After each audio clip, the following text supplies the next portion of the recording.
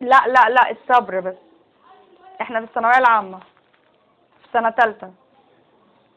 في بابا وجده، جده ابو بابا وبابا ورا بعض. في جده تاني هو هيسكت راخر، جه مات هو كمان. فانتي برضو مضطرة تدوري ورا المواضيع دي عشان ورث امك واللي يخصها، لان فجأة بقى في حاجات هتشركها فيما يتعلق بالماديات. وخالك ابتدى يجي البيت اللي ما بيجيوش اصلا بقاله 20 سنة من وانتي طفلة. خالي اخو امي ده عمره ما عتب بيت ابويا ابدا. المرة الوحيدة اللي اذكرها ان احنا رحنا له في بيته في سموحة مرة بس، وهو كان بيجي عند جدي كل فين وفين. الراجل قاعد في سموحة، ايه اللي هيجيبه الكتاب؟ عنده حق يعني. فبيكلم اخواته تشاش من بعيد، فابوه مات فاضطر يجي يهتم بامور العيله. الراجل جبناه من سفريه، جايبينه من لاس فيجاس على الحطابه في القلعه. جايبينه من لاس فيجاس على الوراق في ايجيبت،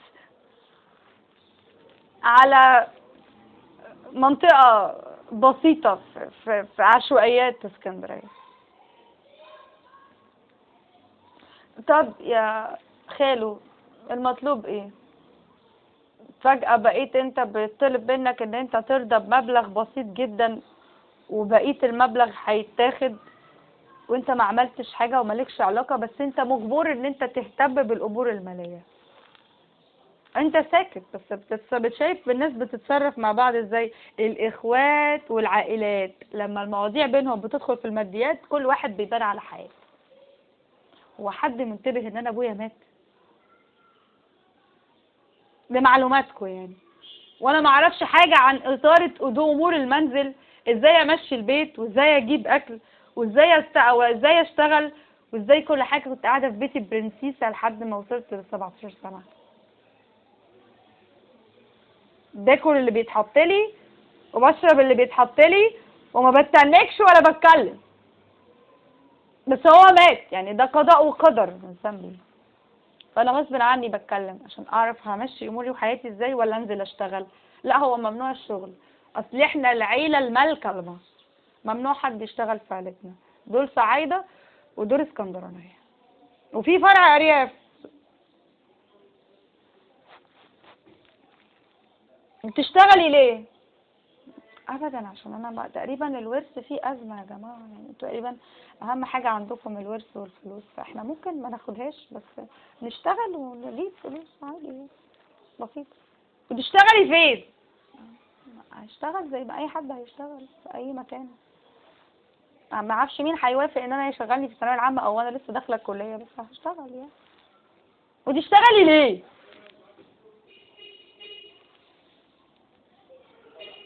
رايح تشتغل رصد تحركات. انت بتشتغل فين وبتشتغل مع مين ومين يحابك ومين مع تقريبا انت تحس انت بتتراقب وانت بتشتغل. مش فاهم ليه. قلت لهم خلاص مش عايزين الورث، بس هشتغل واصرف انا على نفسي. بتتفرج بقى تحس ان كل الناس اللي تروح تشتغل عندهم اللي بيحصل لهم مشاكل عشان تسيب الشغل. لا اله الا الله، ده ايه العيله دي؟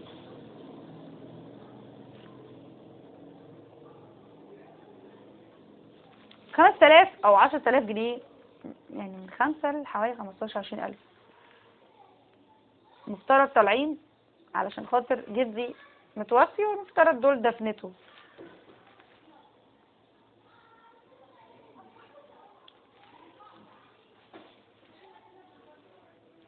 فانت مهتم للامر وهو ما يخصكش، بس تقريبا دي كانت هتبقى دفنتك لو اهتميت بفلوس دفنته او ركزت مع الموضوع ده.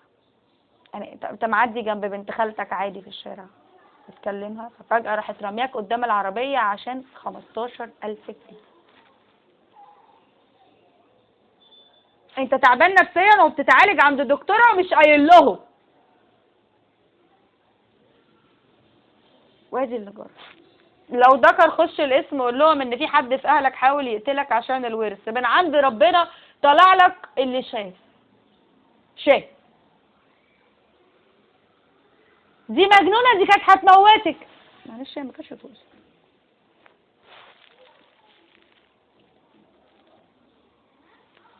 تعالي نروح نعمل لها محضر. هو انت تعرف دي تبقى مين؟ هعمل لها محضر، انت هتمشي وانت الشاهد صح؟ وممكن تتقتل انت كمان ولا ايه؟ انا اخد لقب مريضة نفسيا احسن لحد ما نشوف هي عايزة ايه. انا اللي في وشها على طول مع العيلة. انا مالي يا حاج، الله يبارك لك، انا عايزة اروح لاهلي، عايزة اروح لامي. رجعت مش دعوة خالص بأي فلوس. زي الجزمة تنزلي تشتغلي ومهمش هم دعوة.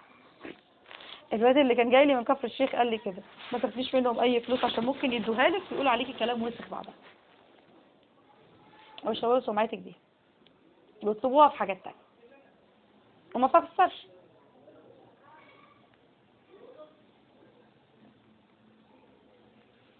داخله الجامعه بقى، البيت اللي انت فيه المفترض اللي ليك ورث فيه، اللي هو بقى ورثك بعد ابوك ما مات. لو ذكر قول لهم انك عايز ورثك.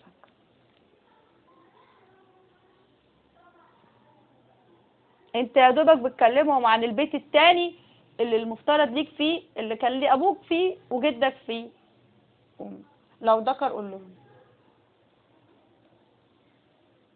واللي انت فيه قاعد ده بالاسم بتاعك. هو انت اخرك تاخد الايجار اللي هم الملاليم بتاعت الايجار القديم كل شهر ومالكش دعوه باي تفاصيل تانية. ده الايجار بيتلم في السنه، نبقى لما نشوف نبقى نديلك. فضحتنا على الفلوس. ماشي، عايز كام؟ ادي شويه الفلوس اللي انت بتاخدها كل شهر من معاش جدك. سنه على ذل ومعاناه، وانت بتاكل ايه وبتصرف ايه وبتعمل ايه وبيتبص في الزباله اللي انت بتاكل بيها، الزباله اللي انت بتغلط وترميها قدام الباب. انت مربي قطط ليه؟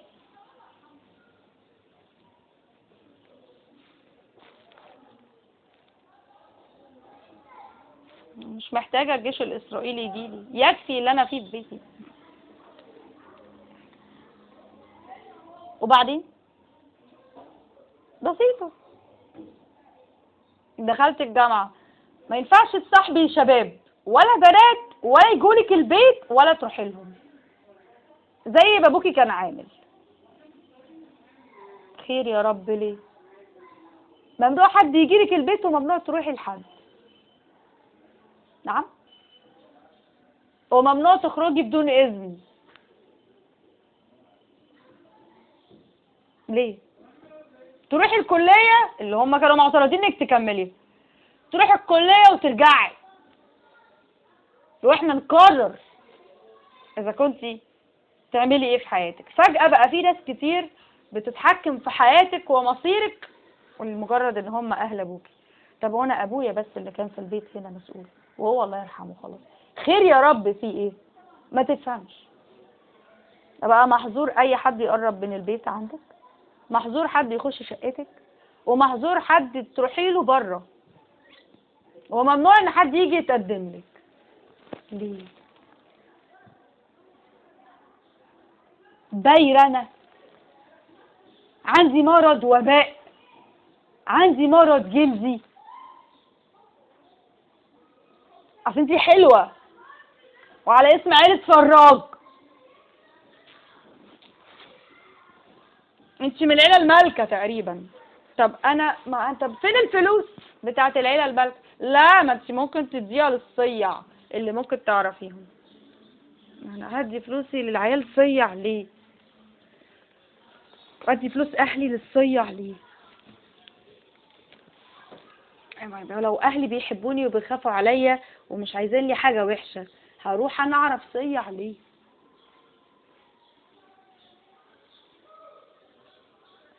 وليه تقدم لي صيع؟ ما هم شايفين ان انا بتعلم، واللي هيتقدم لي صيع ما هيترفض، هكمل معاه ليه؟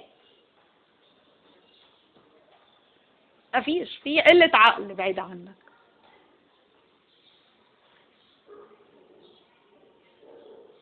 مش عارف ان انت تاخد السكة اليمين مع اهلك، عايز ترتبط ويبقوا هم عارفين انك مرتبط، وفي بني ادم جاي يتقدم لك، وزي اي بني ادمين طلع وحش مع السلامة، طلع كويس يا رب ربنا يسهل الحال. لا هو تقريبا العيلة كلها مرتبطين وممكن يرتبطوا بيك عادي على مراتاتهم، فليه نسيبك للغريب؟ ما ممكن تبقي للعيلة، لو الورث مشكلة خدوه، بس هرتبط اللي انا عايزاه. اصل انت شايفة العينة، العيلة كارهة بعض ومعاملة رجالة زي الخرا، وما ينفعش التعامل معاهم مش الارتباط بيهم. شايفين انا عاملة ازاي؟ دي النتائج، طلع على النت بلاوي. انا مفيش حاجة في حياتي افضل ممكن تحصل لي غير ان الجيش الاسرائيلي يجي يقتل لي عيلتي كلها او يبعدها عني. الصهاينة ما بيهمهمش، بيدفنوا عائلات بالكامل، يا بختهم ما عندهمش قلب. يا ريتني انا شباب، ولا كأنك في الحصار الاسرائيلي. اوكي، اللي جاي يرتبط بيا بالموساد يعني على اوسخ الاحتمالات، او مش في جيش مصري ممكن يحل معاه؟ مش في تعليم انا بتعلمه وممكن اعرف ازاي اتفادى المشاكل whatever اللي هيجرى؟ مش في جيش بيعرف يحل في ده؟ خير برضو يعني. ايه اصعب المشاكل؟ العطلة فين عندكم؟ فبقيتي انتي بتاخدي قراراتك انك تقربي من اللي انتي عايزاه بينك وبينه بعيد عنه. ويقولوا اللي يقولوا بقى، اللي يجي يعمل 10 رجاله في بعض عايز يجي يتقدم عشان هو راجل محترم وعايز يرتبط قدام الناس، مش عايز يتدارى، بقت جريمه. لا، انت وحش وزفت وصايع وقطران وعايز تلعب بيها، مش جاي تتقدم لك.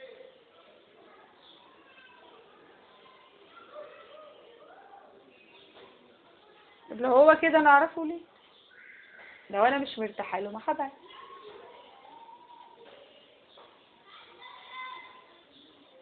ليه انت بتتمسكي بالشخص الغلط؟ جايز عشان عيلتك السبب. في حد في عيلتك عايزك تتجوزيه؟ فكرتي في ده؟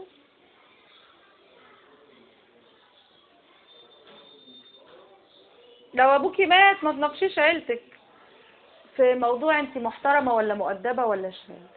اصل انت قاعده معاهم في نفس البيت، ووفاه ابوكي سبب ان هم يتدخلوا في خصوصياتك.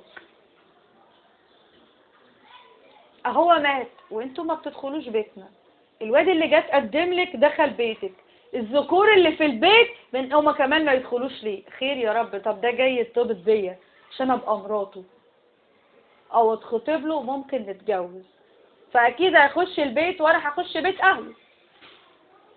انتوا بقى وانا ما فيش صفه بينكم غير انكم قرايبي، تدخلوا البيت كشباب ليه؟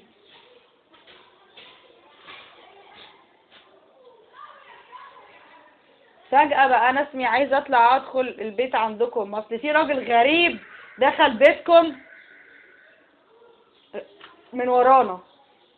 ايوه، الغريب اللي دخل بيتنا ده دخل يتقدم لي.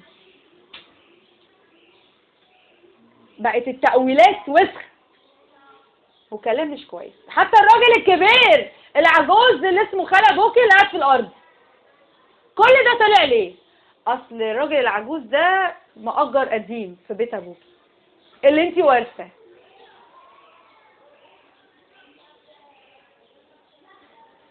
والجيران اللي تحت منك اللي هيقفوا بالتبعية مع عيلة ابوكي لان ليهم النصيب الاكبر في البيت هما كمان ايجار قديم. كل ده انتي مش واخده بالك منه ولا بتتصرفي على اساسه. مش حدش عايزك تنتبهي ان ده بيتك ومكانك، ومن حقك تتصرفي فيه زي ما انت عايزه. لا انت عيله وهتفضلي طول عمرك عيله، عوقناكي وقلنا عليكي مريضه نفسيا واديكي لقب شماس برضه عشان نحرمك من بيت ابوك. انا مش محتاجه جيش اسرائيلي يجي يعمل فيا حاجه اوسخ من اللي حصلت لي. نصيب اسود. لو ابوكي بس في مصر.